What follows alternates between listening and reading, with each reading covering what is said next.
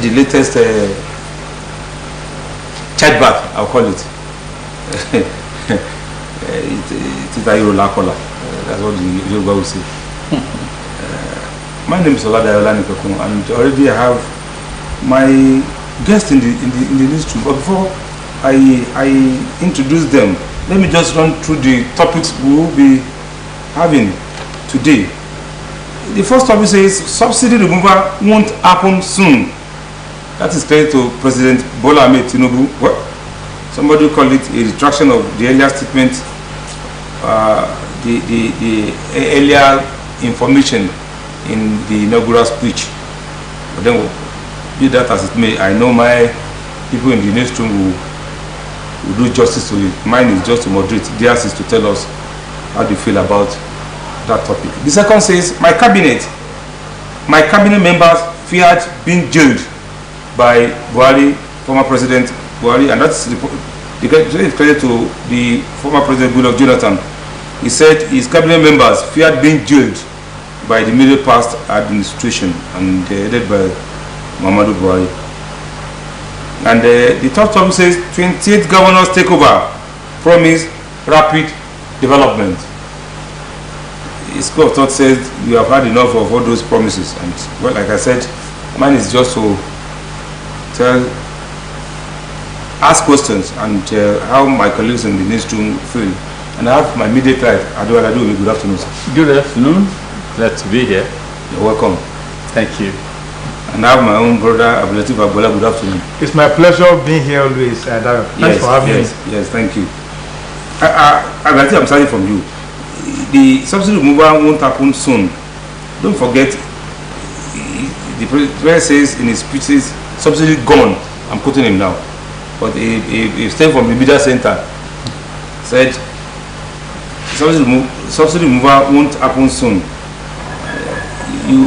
Abdulatif Agbola, a retraction more so when you don't see some damages having been done.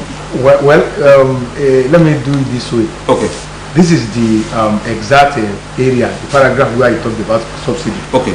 On first subsidy, we commend the decision of the outgoing administration in phasing out the petrol subsidy regime, which has increasingly favored the rich more than the poor. Subsidy can no longer justify its ever-increasing cost in the wake of drying resources. Lastly, we shall instead rechannel the funds into better investment in public infrastructure, education, health, healthcare, and jobs that will materially improve the lives of millions. Now, let me go back to the real issue. One, if you said subsidy is gone for good, and your media center came back to tell us something else, that it won't go soon, and the current reality now, the NNPCL has issued another release telling us that it has increased the pump price from between 450 naira to 600 naira.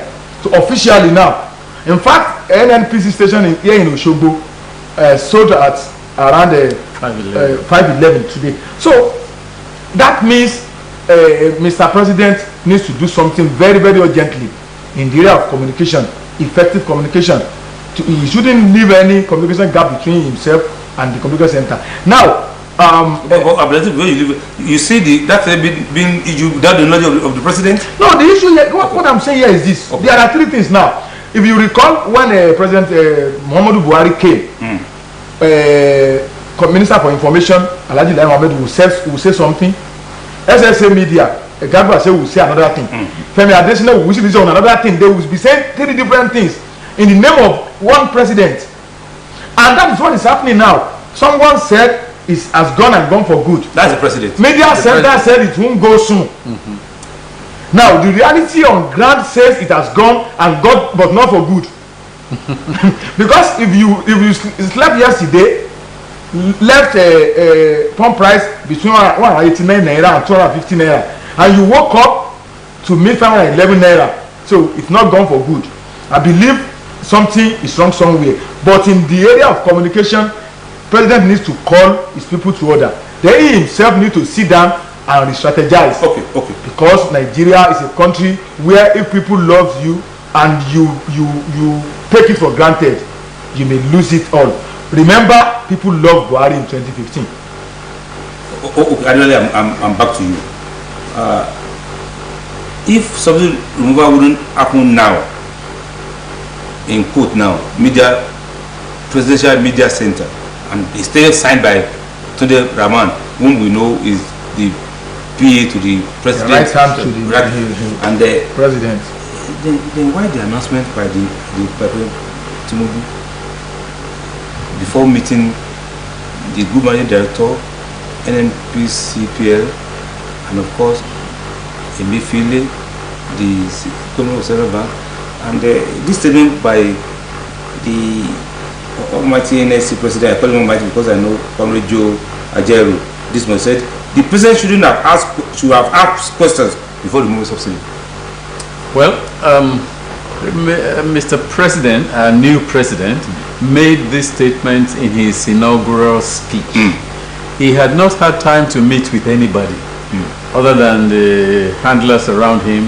Why do you think that's event? Exactly. He had not had any policy meeting with anybody. Okay. He had not had any strategy meeting with anybody. Okay. He had not announced any staff, any aid, any support that he will use. He was reading his inaugural speech, which was prepared before the swearing in. And this inaugural speech was written based on the transition note or package that was handed to him. That is, there is no subsidy in the budget of 2023 or the upcoming. There's no subsidy in it. He read it in the transition document, and so he included it in his speech with the assurance or with the assumption that the appropriate persons might have been or should have been informed and should have been prepped before he made the speech. But now, as soon as he made the speech, he did not say, I am removing subsidy. He said that there is no subsidy in the upcoming budget and that is benefiting the rich more than the poor, which is what is written in the transition document. At least I glanced a little bit into it. So he was actually quoting from the transition document. But as soon as he said it, everybody took it as that is it. But he himself said those three words, subsidy is gone.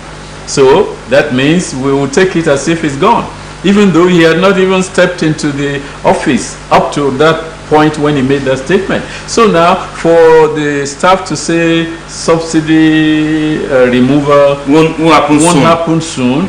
So they must have been informed about something. They must have been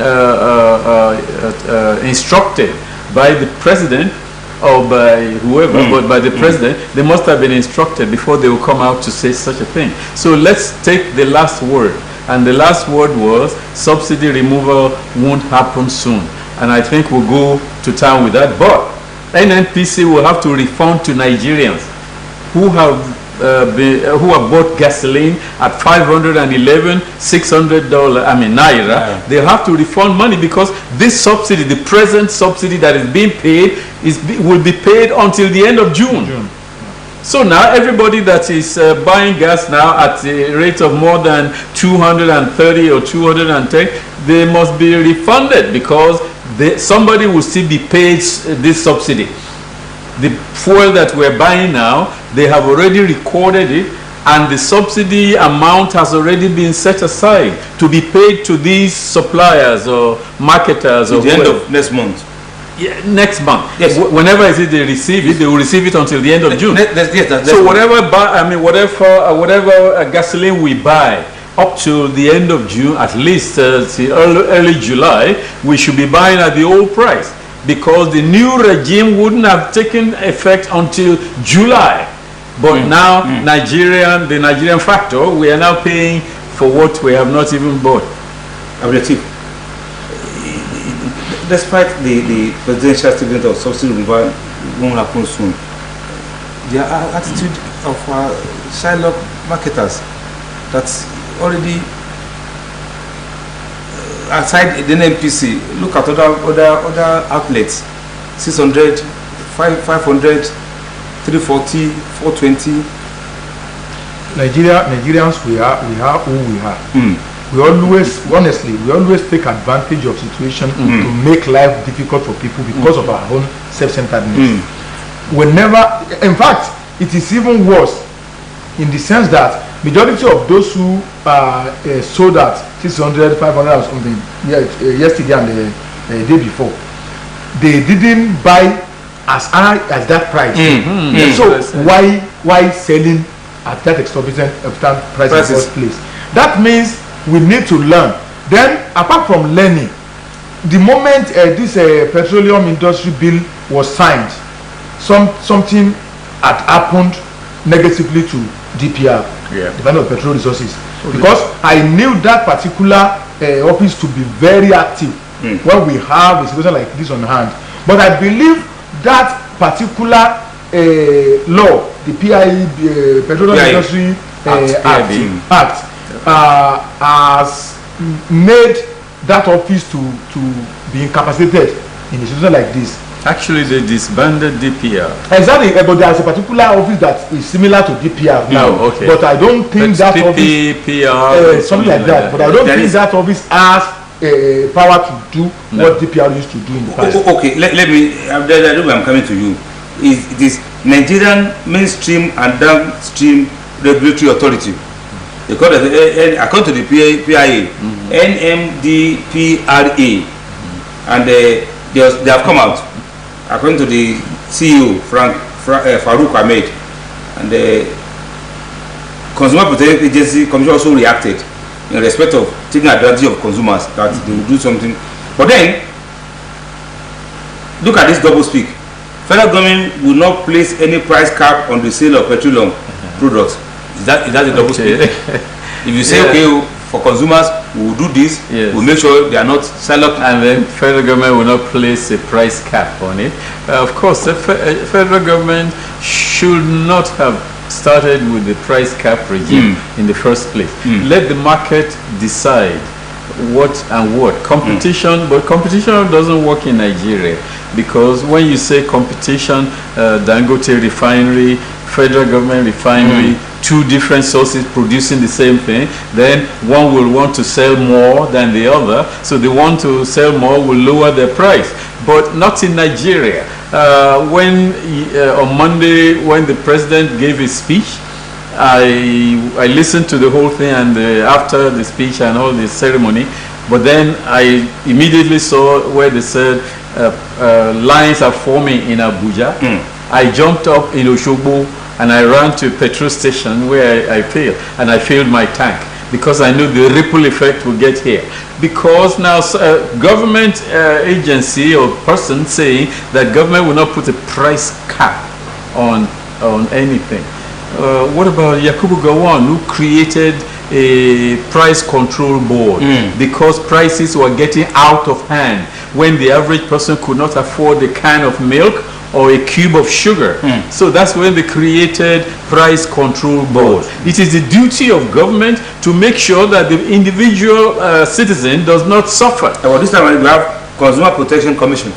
Exactly, we have the Consumer Protection Commission. Why effective? Exactly, that is their job, and they are the ones vested with the duty of looking out for the welfare of the average, of the common man. But in this case, they are not doing their job, or they're not allowed to do their job, and the government agencies who are supposed to be controlling prices are the government agencies that are increasing prices arbitrarily. Yesterday you bought gas for 230, you woke up this morning, go to the pump, and you are paying 550. So that is not good at all. Are they trying to make things difficult for the for the new administration?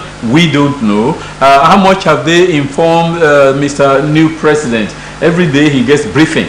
But have they briefed him on this one before they started to do it? Did NNPC, being a private limited liability company now, are they allowed to just arbitrarily decide the price of commodities or anything? That's what we have to get. When you release a dove, a white dove in ceremony, when you release them, they will go round and round and round and round to get their bearing, and then they fly whichever way direction they're going. So maybe that's what this administration is doing. They will get their bearing. We hope that they find their bearing before 3 months. This threat by some governors, all fail and get sanctioned. And well, the case of our governor, the special task force was put in place, and to the glory of God, some policies have been shut down. Who are Shylock. It is commendable. Unfortunately, the NLPC didn't help the situation now with the announcement. Yeah. You see, when the state government acted immediately, in fact, in the interest of citizens, yes, the Nigerian Secret and Civil Defense Corps too did same. They even issued a release and gave out 2 numbers for people to call whenever they saw. But now that the NNPCL has announced a new official price, are you going to force those who sell the new official price, quote and unquote, now? Or we are talking purely about those who hold? I don't think Odi will continue again. They have been given the power to sell at the high price now. What of the panic buying? You see the reason, because you see that in all of this there is panicking too. There was panicking the boys there yesterday. And perhaps that's why we have long queue. Yes, but presently I don't think there will be anything like panic buying, because the NNPC has told us this is the new official price of fuel. Yeah. So that moment, those who are holding, they will be able to sell it the way they want to sell it now. So, but I commend Russian government and some other state government who took that step. That means if we are continuing the way we are continuing, and there was nothing like NNPC's release, maybe they will have helped the situation more than now. But now it has happened. I don't think there is anything they can do. This thing, before we leave that topic, there is this statement according to the NSC.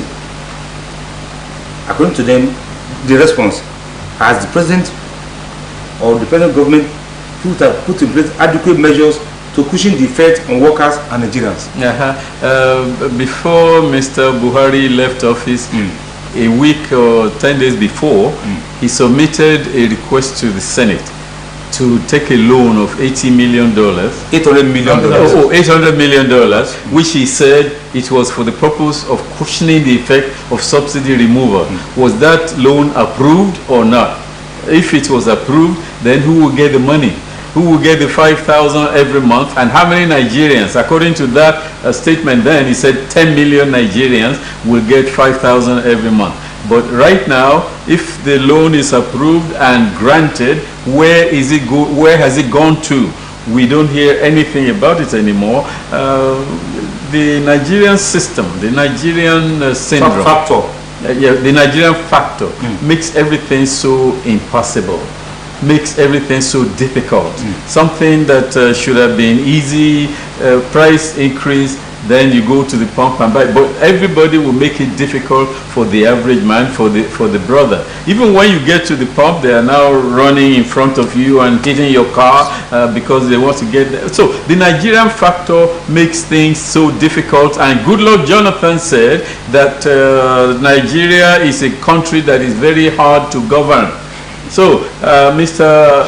Buhari too. Buhari also said it was easy for him to control his cows and goats than control Nigeria. Exactly. So now the new president, Emilio Conal, and it's now that you have what you want, what you're going to do with it, that is what we're going to see now. That's why I said we pray for the new president that for the next 100 days, he will find his bearing and he will get some things done decisively and precisely bring everything, most things under control. Right now, we don't know where we're going.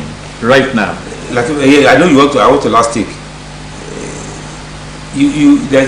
Currently, there is a meeting of the federal government delegation with the NSC. You want to predict? Well, there are two things here. One, on the NSC issue. Don't forget, Buhari, through the Ministry of Labour and what have you, had even increased the salary of the federal workers by 40%. So I believe they will use that one to pacify the labor. But what happens to civil servants? Millions of Nigerians. How many civil servants? Civil servants in the employ of the state government. What happens to them? Even the entire Nigerians. The entire Nigerians. Yes. That's a case. Yes. And another concern is the issue of transportation cost. The fear, transport fear. Affects now, everybody. exactly, because majority of commodities are being transported by motor. By road. Yes, by road. Yes. And those vehicles rely on fuel. And before you know it, commodity will now be increased skyrocketedly. So the issue here is that who is going to save us from this? And finally, on this Dangote refinery of 18, are we going to rely on Dangote to solve this problem? Because Dangote is a businessman. Dangote invested and he is expecting profit, high profit for that matter. And the Nigerian government will tell you they have a 20% stake.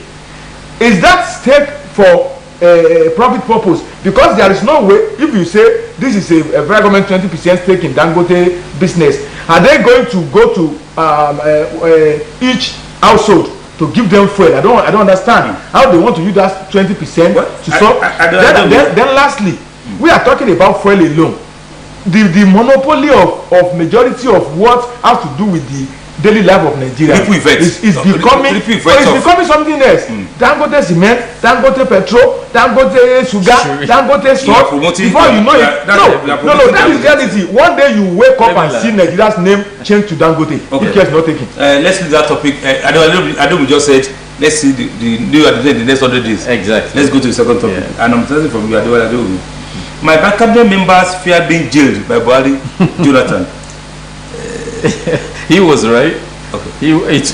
This is now in retrospect. We're now talking about what happened 8 years ago.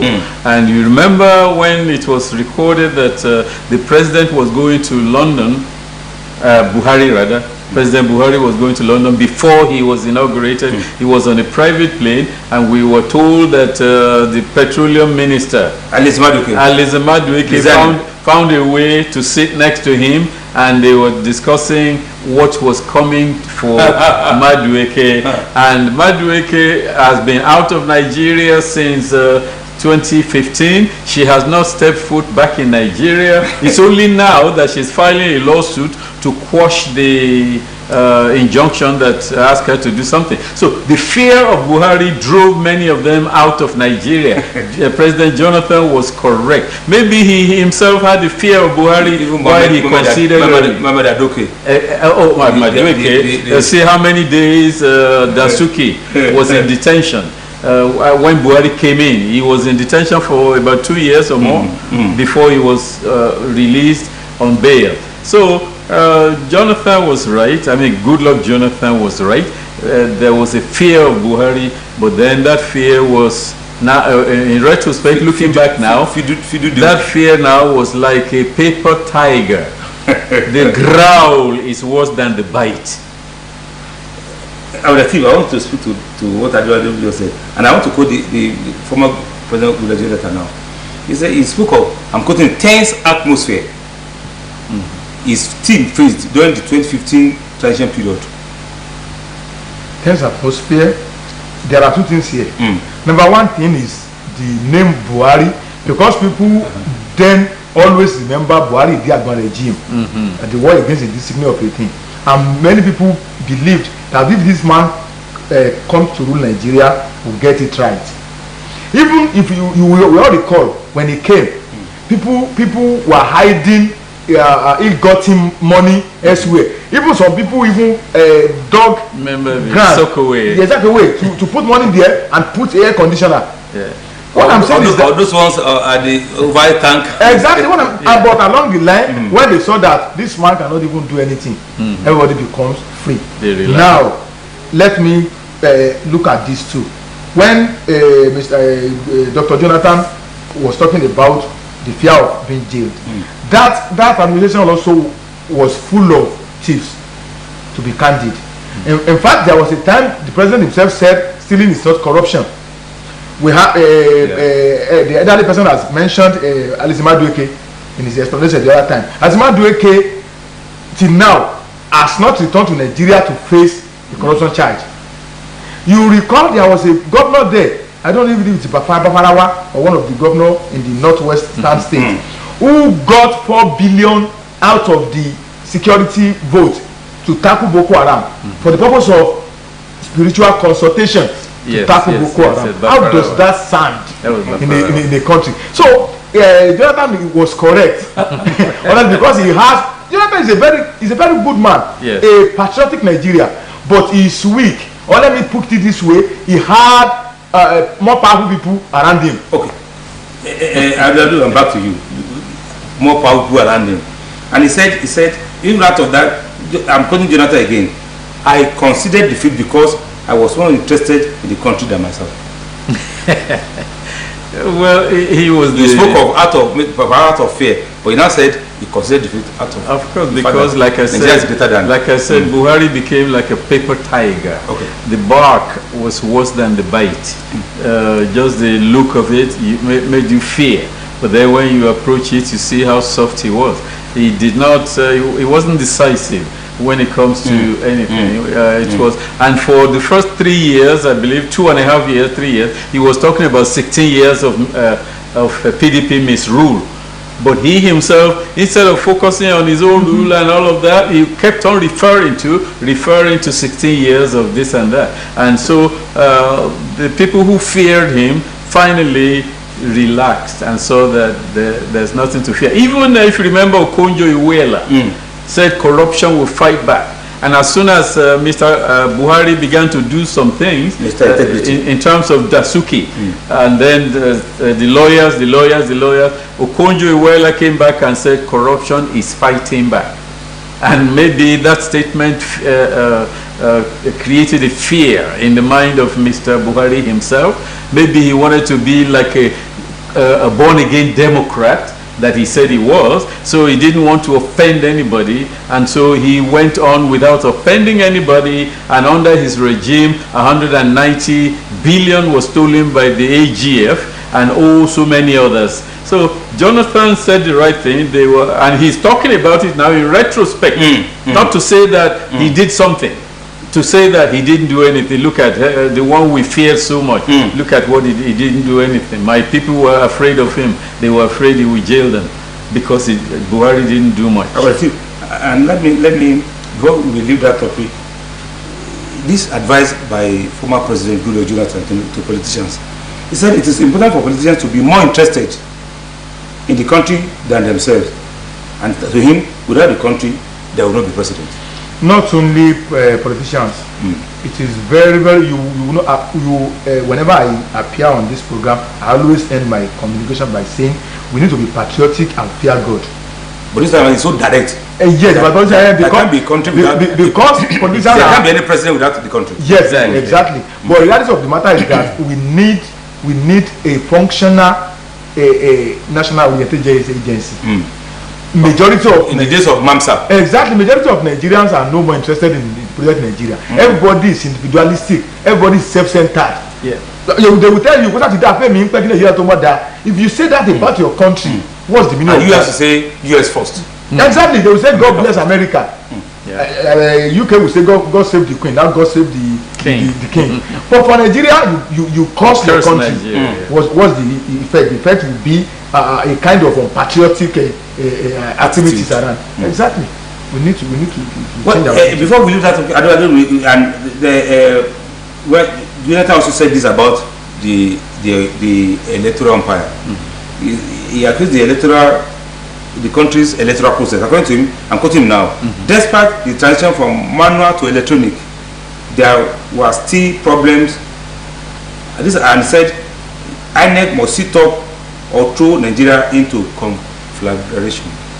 Well, from manual registration, manual voting to electronic, it still took human beings to program the electronic gadgets. So Jonathan is right. Exactly. The card reader was programmed by human beings, The PVC was issued by human beings. The code, the tag and the code on the back of your PVC can be manipulated if you know how to do it. So Jonathan meant well, and he took Nigeria away from the easy what's that called?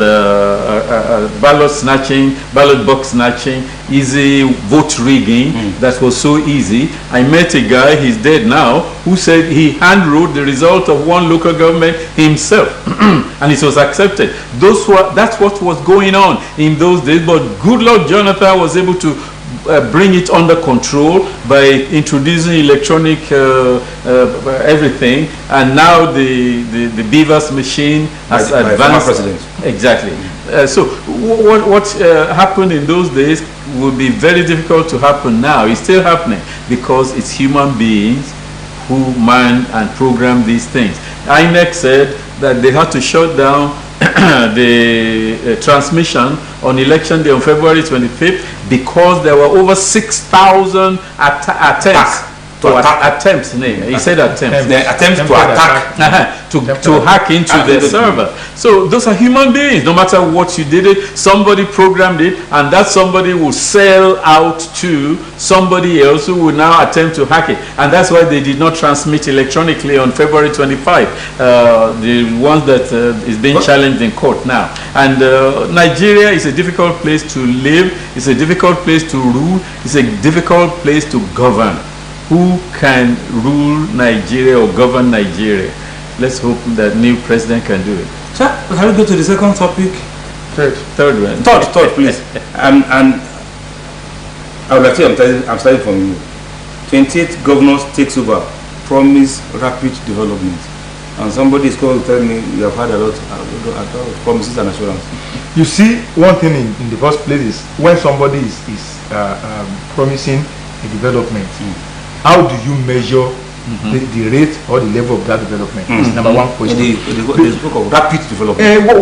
What makes it rapid? Okay. That's my question. Okay. In most cases, we talk about, that man tried, he did this, he did that, he's doing this. But nobody will talk about how much is the IGR of that state. How much is the monthly allocation from that state to that state? How much is the federal government intervention in that state? And so on and so forth. So yes, how much is the grants, the debt profile, the grants, and so on and so forth. So the bailouts. Not until you understand all this, you cannot be telling us rapid development. Okay, let's assume somebody got 4 trillion in 4 years as a governor of the state, for instance, and he spent less than 1 trillion. And you see something that attracts you. Say, this man tried. He has not tried. Okay. Let's use the opportunity to assess the two-time governors, the returning governors. Yeah. Well, there are new ones now, but let's look at returning governors like Lagos State, like Borno State, Oyo State. like Oyo State. Let's just can we use? That's what I was going to look at. How many of these incoming or new governors, how many of these new governors made that statement or promised rapid development? We'll go there. We'll start going there. Not all of them. I'm sure most of them did because they were first-term governors. They have not actually entered into office to know what is there for them or what is waiting for them. And it is better in a theory of management or supervising something, it's better to under-promise and over-deliver. But these people are over-promising, which will lead to their underperforming, under-delivering 4 years or 3 years from now. And we will follow them, and you see how many of them will be praised by their people. Not by their praise singers, but genuine commendation by their own people who promise rapid development. Didn't Fashola said that we'll have electricity 24 hours? Didn't Oshimbajo said no, Buhari said 1 naira to $1. Didn't they promise like that? Did they ever achieve it? So let these new bright-eyed new governors come and promise rapid development. Their people will cheer them on, but I guarantee 6 months from now, in fact by December this year, let's see where they are. Let's see what they might have achieved. Now let's look at the new governors and some of the steps that have taken. I'm going to Benue State now. Earlier, Renfather freezes account. Well, maybe normal. You see normal, but queried some last-minute steps, including auction of some vehicles. all these are just politics. Okay. Though it is very good, because I don't know why it is when you lose an election that you start doing something Abracadabra. fire brigade manner. But the reality of the matter is that if the new one too is just like a particular analysis, that when you are driving, you look more of the windscreen than the side mirror. So what that governor is doing now is side mirror. He should focus on where he's going, if he has anywhere he's going in the first place. One of them, maybe the Niger State governor, in the inaugural speech, he ordered the demolition of a police station. Yeah. As if he has had issue with them. I don't know. What's the police station going to do with it? Exactly. Very funny people. I don't know. Let me come back to you. I'm quoting Zulum now. Professor Zulum, he's a two-time governor. He said, I will sustain peace, resettle more IDPs. What state is that? Borno. He will sustain peace. Yes. That is the second term. And resettle IDPs. Okay, yes. He has been there for one term and it's now second term. Okay. He knows what he's talking about. Okay. And Governor Zulum, is that him? Governor Zulum is known for delivering, for doing things. He even went to school and assumed teaching for 1 hour or so. Good. So he's a practical man and he knows what's on the ground in Borno, and so he knows what he would do. Learn from his previous mistake, whichever one he made, and now looking forward, I can actually believe that Zulum will do something. Okay. Yes. The new Katsina State governor will improve lives of banditry victims, fight ghost workers. If you look at that governor, that statement showed the level of his capacity. He was talking about the victim of banditry. What about the banditry? The bandits themselves. When people suffer from a particular problem and you are talking about taking care of them, it is good. But how do you nip that problem in the bud? How do you tackle that problem headlong? Exactly. It should be the question. Talking about that means he has a calculation, and that is where majority of those at the country of power get their money. On the issue of taking care of the people. They call it social security and whatever, what have you. They get more money because they will buy so many commodities, buy rice, buy cement, they know how much they will get from all these projects. But the reality of the matter is that when you are a governor of a state like Katsina, what should be paramount is, in fact, after Zamfara in the northwest, Katsina is the second state being having problem with this banditry. So if you are now talking about taking care of those who were affected by banditry, what if these bandits return and started attacking more people? So you are going to be taking care of the victim and taking care of the victim until the last day in office. Yeah. So one will expect him to say that we will take care of these people. We will also make sure that we end banditry in this state. But talking about taking care of the people, they know what they are going to get. Gombe State Governor, and then second time too, I will clear backlog of gratuity. Backlog. Not that he will wipe them out, but he will clear backlog of gratuities to the former governor. To senior citizens. By the administration. Yes. Why should that be his own responsibility? Of course, responsibility. No, for senior citizens. Yes. But gratuities when current employees have not been paid, when current employees are earning 30,000 minimum wage, when current employees are paying now going to be paying $600, naira per liter of gasoline. Gombe State needs to be re-examined. And Aliu, the new Kano State governor and the only one of NNPP, issues executive order to pull his business of Gambia. That's what I said the other time. These people are looking at the side mirror than the windshield. To prove. In fact, I got it on good authority that man and his boss, Kwankwaso, would decamp to APC to take over that party from Ganduje. That's just. He even said Ganduje. No, the issue here, what I'm talking is that's an insinuation. Well, it may be unconfirmed rumor. It's more likely it's not a rumor. I said I got to the good authority, but where I'm going But it's still a rumor. I know. Yeah, it's still a rumor. You told us it's still a rumor. But where I'm going it's not reality yet. I'm going is our leaders play politics than good governance. That's what I'm talking about. It's always about politics all the time. They should focus on governance. Okay. When you are doing something in a state, you may stumble on something that your predecessors have done and look into it. No problem about that. But you must be doing something in the first place. But not that I will probe him. For how long will you probe him? Most of 4 years is just exactly. You know it. The 4 years is here. Yes, all of them talking about probing their predecessors, which means they knew, or rather they suspected some things going on that they were not a part of. Now that they are in the saddle, they will look back and probe their predecessors. Also, this government is talking about looking into the deposed enemy of Kano. Exactly. But none of them, 28, we have read about 6 so far. Yeah, just coming. We have not read any of them saying what they would do for their people. Exactly. But they are talking about what they would do against their predecessor. Okay. So I know you are. I do. We also speak to it. Now, Oyo State. Marketing of fees, socio-economic development agenda. Okay. You see, just like. You see, don't forget his second time government. Yes, when that man came in 2019, I was one of the doubting Thomases. Who wrote him off? Honestly, but he disappointed us. Yeah. And since then, I'm one of his fans, whether you like it or not. Now, I pray he uses this second term to do justice to governance, to ensure that people of Oyo enjoy it. Because there is a particular thing I even understand why playing politics.